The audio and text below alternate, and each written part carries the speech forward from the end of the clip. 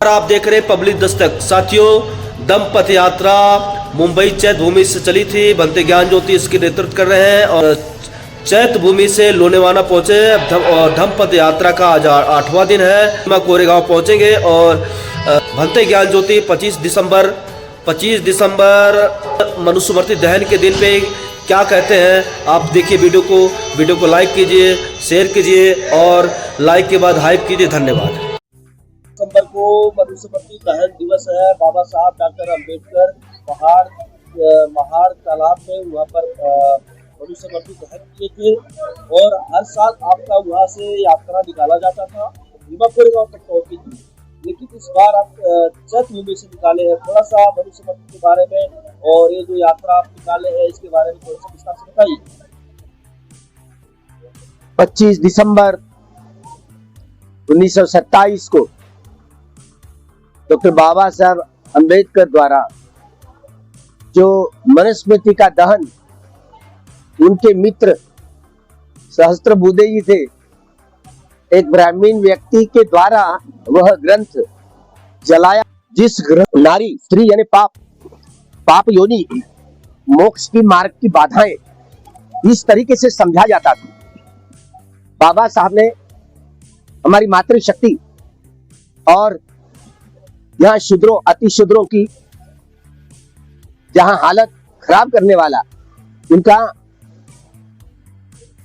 जो आत्मसम्मान है उनको ठेस पहुंचाने वाली यह मनुस्मृति, यह केवल मनुस्मृति शूद्रों अति शूद्रों की और माता महिलाओं की इतना हीन लेखने वाला जो ग्रंथ है, बदनामी करने वाला जो ग्रंथ है, इसलिए नहीं जलाया ताकि एक मनुष्य दूसरे मनुष्य के साथ में कैसे जानवरों से भी बदतर तरह से व्यवहार करता है, वह कानून, घटिया कानून जो मनुष्यता के पीठ में जो छुरा दबोचने वाला ऐसे जो काला कानून मनुस्मृति, यह ब्राह्मणवादियों का यह काला कानून था, जिन्होंने उस पुष्यमित्र शुंग द्वारा आखिरी के सम्राट बृहद्रथ जो मौर्य सम्राट 10वां राजा देवानंद की यदस्सी सम्राट अशोक का परपोता 2 साल राज किया, लेकिन कपट नीति से वह पुष्यमित्र सिंह दाखिल हुआ सेना में, विश्वास संपादन किया। जिस दिन देवानंद की यदस्सी सम्राट अशोक की धम्म दीक्षा हुई वही चुन लिया और उसी दिन उसको नजरबंद कर दिया गया, हथियार छीन लिए गए और 15 दिन के बाद दीपदानोत्सव होता है, दिए जला करके भगवान के 84,000 महातोपों की एक साथ पूजा की गई थी। उसी दिन उसकी हत्या कर दी गई सम्राट बृहद्रथ की। यह घटना डॉक्टर बाबा साहब अम्बेडकर जी ने यह राजनीतिक प्रतिक्रांति है, ऐसा विश्लेषण किसी राजनीतिक गुण को नहीं वर्णन करना है, नहीं समझ पाए। बुद्ध धम्म क्रांति और ब्राह्मणवाद प्रतिक्रांति, यह शब्द बाबा साहब ही गठित कर पाए, दूसरे व्यक्ति के चित्त में यह शब्द पनपा नहीं उत्पन्न हुआ। तो यह बाबा साहब की खूबी है, बोधिसत्व का चित्त है, वो जो डोमिनेटिव नेचर, प्रभुत्व वाला स्वभावकारी बाबा साहब थे। कोई भी विषय हो, हर विषय में उनका हथकंडा था। तो बाबा साहब 1 जनवरी 1818 में जो हादसा हुआ, 28,000 पेशवाओं को 500 महारों ने दबोच दिया। एक महार सैनिक के हिस्से में 56 सैनिक आ गए। मराठी में कहावत इधर है, विजय सर के 56 न पाले तेरे जैसे 56 न देखे हुए। इस तरीके का जो मुहावरा वहीं पर विजय स्तंभ से आया। तो भला बाबा साहब ने 1 जनवरी 1927 को जब वहां पर पधारे पहली बार, तभी वह जहां महाड़ की भूमि, वह चौदार तालाब का पानी सुलगाने के, उसको जलाने की घोषणा वहीं पर 1 जनवरी 1927 को हुई। 25 दिसंबर 1927 को उस क्रांति भूमि में, महाड़ क्रांति भूमि में उन्होंने मनुस्मृति सहस्त्रबुद्धे द्वारा जलाई। निर्णय 1 जनवरी 1927 को लिया था, क्योंकि वहां प्रेरणा भूमि बनी उनकी। आज 25 दिसंबर 2025, इतने साल बीत गए, फिर से मनुस्मृति का कानून, उसकी सराहना करने वाला ये ब्राह्मणवादी लोग फिर से उभरने लगे। Revolution and counter revolution. Baba Sahab ने ही इस बात को जान पाए, अन्य कोई इतिहास, जो इतिहास से ही भूलभाल जाते तो इतिहास का क्या निर्माण करेंगे। इस देश का सही मायने में इतिहास निर्माण किया तो डॉक्टर बाबा साहब अम्बेडकर जी ने किया, और अन्य व्यक्ति के हिस्से में ही नहीं था, उनका अधिकार क्षेत्र नहीं था। बाबा साहब ने इस समाज को बदलने के लिए मनुस्मृति का दहन इसीलिए किया, एक नया समाज बने। यह गुलामी की बेड़ियों का एहसास करने के लिए जब भीमा कोरेगांव में आए, देखा, और वहीं पर हमारा पराभूतों का इतिहास है, हमारा पराभव हुआ है। न जाने इस पराभव को कैसे मिटाए। बुद्ध धम्म क्रांति, भगवान बुद्ध धर्म जो था, संस्कृति थी, सांस्कृतिक प्रतिक्रांति हुए, और सारा ये मानव समाज ब्राह्मणवादी के चंगुल में आ गया। आज भी सारे लोग पढ़े लिखे लोग ब्राह्मणवादी गुलामी की बेड़ियों में सड़े हुए, बंधे हुए हैं। ये हमारी माता भगिनी अभी देखे, 69 साल बीत गए, 69 साल बीत गए, लेकिन माथे पर का कुमकुम, ये कान में, नाक में, गले में, हाथ में, बाहू में, ये बेड़िया अभी तक के खत्म नहीं हुई। मनु अभी पर ये राज कर रहा है, तो कब ये सांस्कृतिक क्रांति होगी? हाँ, ये हमारी माता भगिनी अभी भी ये ऐसे सफेद कपड़े पहनने का अधिकार भी नहीं था। जो 24 और 25 दिसंबर 1927 को 24 की शाम को 9 बजे बाबा साहब ने भाषण किया था। कल ये सार के तो जो लम्बानी महिलाओं को इतनी सारी वो सफेद इतना सारा जो बंधन होता है वो तोड़ करके आना है, कल आना है ना तो सोने का कोई गहना चढ़ा करके आना है, ऐसे उपदेश दिया था बाबा साहब ने 24 जो दिसंबर 1927 को। और दूसरे दिन हमारी माताएं सफेद वस्त्रों में आई, नए आभूषण लेकर के आई। लेकिन बाबा साहब ने जब 14 अक्टूबर 1956 को नागपुर की पवित्र दीक्षा भूमि में जो सही मायने में धर्मांतरण किया, धम्म क्रांति की, तब ये सारे हमारे माता बहनों पूर्वज जो हमारी दादी भी थी उस धर्मांतरण के बड़े प्रोग्राम में सारे जितनी सारी 33 करोड़ देवी देवताओं को एकदम नदी नाले में फेंक दिया। तो इतनी बड़ी क्रांति दुनिया में नहीं हुई जो उथल पुथल विश्व में हुई। बाबा साहब का दृष्टिकोण, यह 25 दिसंबर 1927 को महाड़ में ये मनुस्मृति जलाई, ये ब्राह्मणवाद का कानून जलाया, वर्ण व्यवस्था, जाति व्यवस्था का कानून जला करके तभी बाबा साहब ने ये कानून अगर जलाए तो नया कानून कौन सा होगा? तो भगवान बुद्ध के सद्धर्म का कानून होगा। इस देश को ही नहीं, यह बाबा साहब ने जो इस देश का संविधान लिखा ना, तो पूरे विश्व के लिए लागू है, एक देश के लिए नहीं। जहां जहां पर तब्दीलियां, परिवर्तन आएंगे, राजनीतिक, सामाजिक, सांस्कृतिक क्रांतियां होगी, कब आएंगे? यह इस देश का संविधान सबको देखना ही पड़ेगा, मजबूर हो जाएंगे। तो बाबा साहब ने दुनिया को मनुस्मृति जला करके भगवान बुद्ध की जनतंत्र यह इस देश को प्रदान करके, यह बोधिसत्व भावी बुद्ध ने सबसे बड़ा इतना काम किया, विश्व को ही बुद्धमय धम्ममय करने का निर्देश यह मनुस्मृति जलाने की कृति में था। इसलिए मनुस्मृति जला करके भगवान बुद्ध के तरफ सारे विश्व की जनता को ले जाना था, इसीलिए मनुस्मृति जलाई थी। जो शूद्रों, अतिशूद्रों और हमारी माताओं को बदनाम करना ही नहीं, लेकिन गुलामी की बेड़ियों में जीवन जीना इतना हराम कर दिया था। तो इसी को बदलाव लाने के लिए एक मनुष्य दूसरे मनुष्य के साथ मनुष्यता का व्यवहार करे, ऐसे नया कानून लाया। और जो कानून है बुद्धिज्म का, जहां खून का एक भी बूंद न बहाते हुए न्याय, स्वतंत्रता, बंधु भाईचारा, ये जो चारों मूल्य है, समता, न्याय, स्वतंत्रता और भाईचारा, ये मानवीय मूल्यों का जो मानव मूल्यों का यह रचना करा करके इस देश का संविधान इस देश को ही नहीं सारे विश्व को दिया। इसीलिए इस विश्व के सारे लोग मजबूर हो गए, सभी वैज्ञानिक मजबूर हो गए। बाबा साहब यह विश्व के नेता, एक देश के नहीं तो विश्व के नेता बन गए। मनुस्मृति जलाने की जो बात है ना, सारे विश्व को बदलने की बात है। अंते जी आप खामे खाओ मनुस्मृति को बदनाम करते हैं। मनुस्मृति कुछ ऐसा नहीं है, ये ब्राह्मणों का कहना है। आप और जो संविधान है, संविधान डॉक्टर अम्बेडकर अकेले थोड़ी लिखे हैं, बी.एन. राव ने लिखा है। ये तो ब्राह्मण खुद कह रहे हैं कि वो पूरा डंका के चोट पे चिल्ला रहे हैं, सोशल मीडिया पे, टीवी के चैनलों पे धरना प्रदर्शन कर रहे हैं। ये सारी नौटंकी है, ये सारी नौटंकी है। कौन बी.एन. राव समिति में थे, मार्गदर्शक के रूप में थे, लेकिन जिस मसूदे के मसूदा समिति के अध्यक्ष कौन रहेंगे? जिन्होंने संविधान तैयार किया है, तो मसूदा समिति में जो विषय है उस पर चर्चा मसूदा समिति के जो अध्यक्ष होते हैं उन्हीं के ही अध्यक्षता में होती है।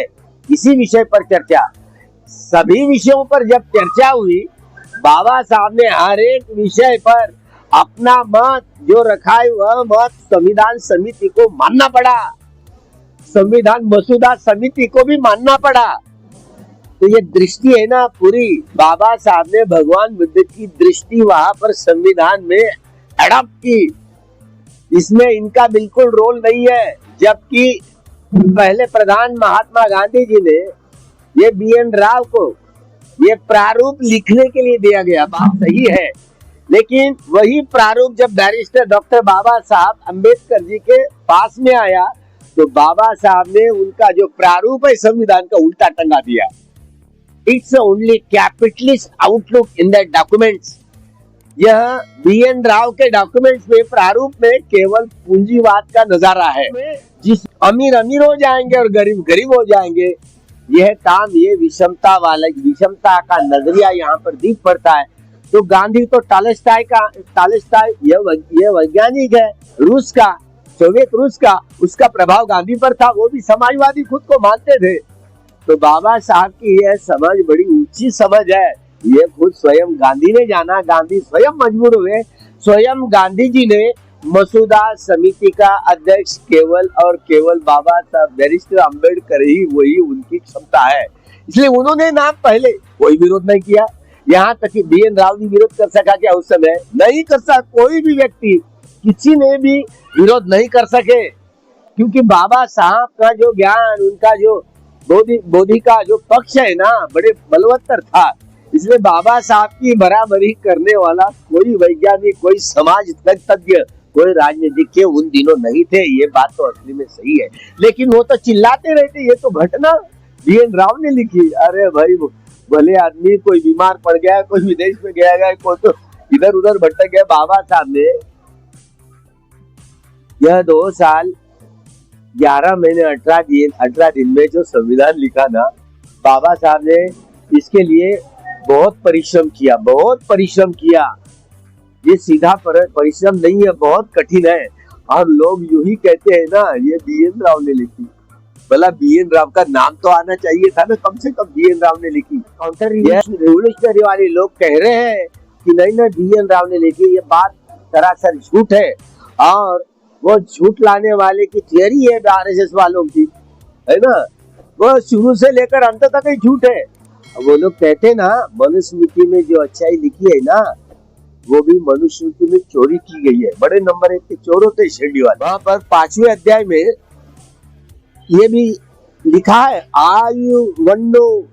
आयुर्विद्या यशोबलन, यह भाषांतरण किया। धम्म पद में 107वीं गाथा है, भिक्षु आशीर्वाद देते ना, आयु वन्नो सुखं बलन की, तो इसका सीधा भाषांतर है, अनुवाद है। इतने मनुष्य जो ज्ञान, यहाँ भगवत गीता ये धम्मपद की नकल है।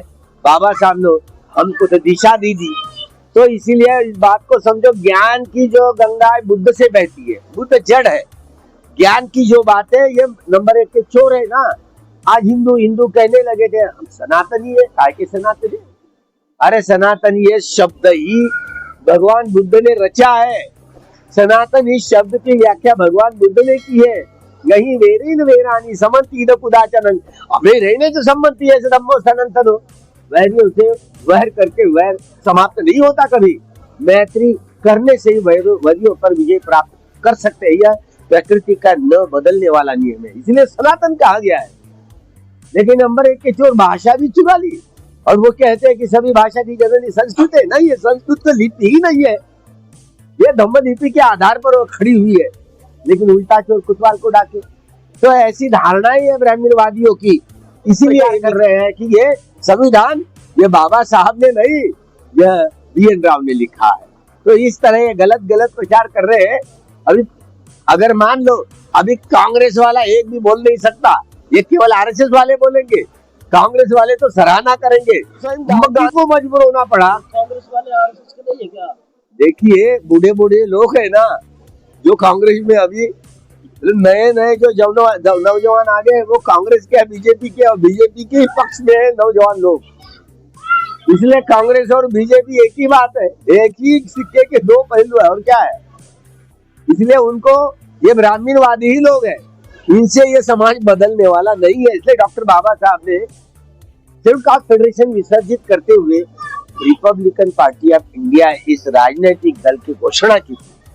रिपब्लिकन पार्टी का प्रोग्राम दिया था, अगर रिपब्लिकन पार्टी सत्ता पर आएगी तो मनुस्मृति का कानून जला तो दिया था, लेकिन उसके बावजूद भगवान के सद्धर्म के कानून देंगे जो कूटदंत सूत्र में लिखा हुआ है। जो स्टेट सोशलिज्म यह कॉन्सेप्ट भगवान बुद्ध के जो धम्म और विनय से उन्होंने प्राप्त की, कैसे निर्णय चलते हैं, ये कूटदंत सूत्र राजा महाराजों को उपदेश जो दिया, रोटी कपड़ा मकान शिक्षा एवं ये सारा मूलभूत जरूरतें पूरी करने की जो धार्मिक राजा बनाने की जो बारी है, वही संविधान के तहत ये बुद्धिज्म कैसे वहां पर बीजारोपण किया जाए, ये केवल बाबा साहब को ही समझ पाए, दूसरा कोई व्यक्ति समझ ही नहीं पाया। देखिए उत्तर प्रदेश में एक कंसर्वेटिव पार्टी है, उसका यूट्यूब चैनल है द लॉजिकल, और वो अपने चैनल पे कहता है कि डॉक्टर अंबेडकर ने हिंदू कोड बिल के लिए नहीं छोड़ा है। डॉक्टर अंबेडकर उस वक्त क्या नाम है, उनको चुनाव लड़ना था 1991 में, उसके लिए वो बहाना है और कांग्रेस को बदनाम करना था। तो क्या कहेंगे आप? देखिए बाबा साहब को इसलिए जड़ से पढ़ना पड़ता है। कांग्रेस अगर वो रिजाइन क्यों देते, 340, 41, 42 जो अन्य ओबीसी है, अनुसूचित जाति जनजातियों के लिए, अगर वह कानून है, कानून का अगर अमल होता है तो बड़ी खुशी की बात, लेकिन कानून का अमल नहीं हुआ ना, हिंदू कोड भी पारित भी नहीं हुआ, इसलिए उन्होंने रिजाइन दे दिया। क्यों दिया? अगर कांग्रेस वालों से अगर जुगाड़ जमता तो कांग्रेस वालों को केवल बदनाम करने के लिए कांग्रेस जिन साम्राज्यवादियों की, यह पूंजीवादियों की और ब्राह्मणवादियों का प्रतिनिधित्व करने वाली संगठन है, इसलिए ये स्टेट सोशलिज्म, ये सारे जमीन जायदाद का, पूरे कल कारखानों का, उद्योगों का राष्ट्रीयकरण करने वाले नहीं है।